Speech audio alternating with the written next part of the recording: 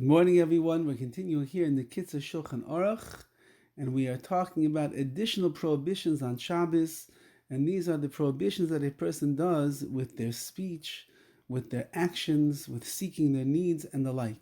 And that's what we're still holding here in what does it mean, Mimtzei Chevtzecha, to seek your needs. You're not allowed to go and wait at nightfall at the Techum. There's 2,000 cubits that a person can travel from their town, from their city where they live, and outside of that 2,000 cubits, a person is not allowed to go. So let's say that a person travels right to the edge of that Techum, those 2,000 cubits. He goes all the way to the end. A little less than. And he decides to stay there till it gets dark, till Shabbos is over. Why is he doing that? Because he wants to be there when Shabbos is over. He wants to go farther than he's allowed to travel on Shabbos. So he walks right up to the line on Shabbos. So as soon as the sun goes down and the stars come up, he's allowed to move. So Leilech Misham Ulahala, he wants to travel from there after Shabbos.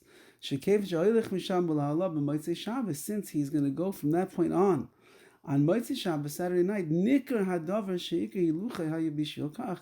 It's obvious to everybody that the reason he traveled so far on Shabbos was not because he was strolling around and taking a walk to get some fresh air, but rather because he was preparing himself for after Shabbos. V'dafka kishemachshich sham. This is only talking about a case where he waits there by that place until after nightfall, to show that he's going to do something right after Shabbos is over. And it has to be something that he could not have done on Shabbos. For example, you can't hire workers on Shabbos, or to harvest fruits on Shabbos, or to bring fruits that are muktzah on Shabbos. For example, if they were harvested on Shabbos, you're not allowed to pick them up and bring them. So all those things, there's no heter, there's no exemption to do these things on Shabbos. And therefore, if you're standing by the Techum, by the edge of that 2,000 cubits on Shabbos, going into Motzei Shabbos, it's obvious then that you've prepared yourself to do something which you were not allowed to do on Shabbos itself. However, to wait by that line, to bring your animal back on Motzei Shabbos, that you're allowed to do. Why? Because if there would be houses up until that point where the animal is located, they were at least 70 amos away from each other, which is pretty close. You can actually even bring the animal on Shabbos between those houses.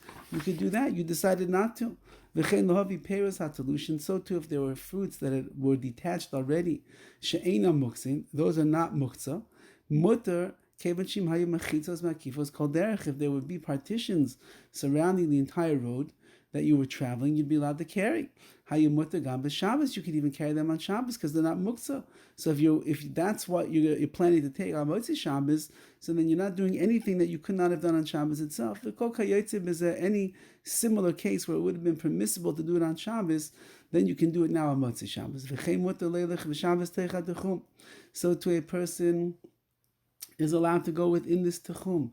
Elagin, if they're going to go to their garden, because they want to remove Peros fruits after Shabbos. It's not clear that that's the reason you went to this garden. People that see you will say, he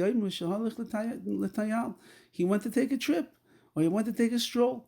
It was a beautiful day on Shabbos. He wants to go walking. Maybe he lost his animal and he's looking for him.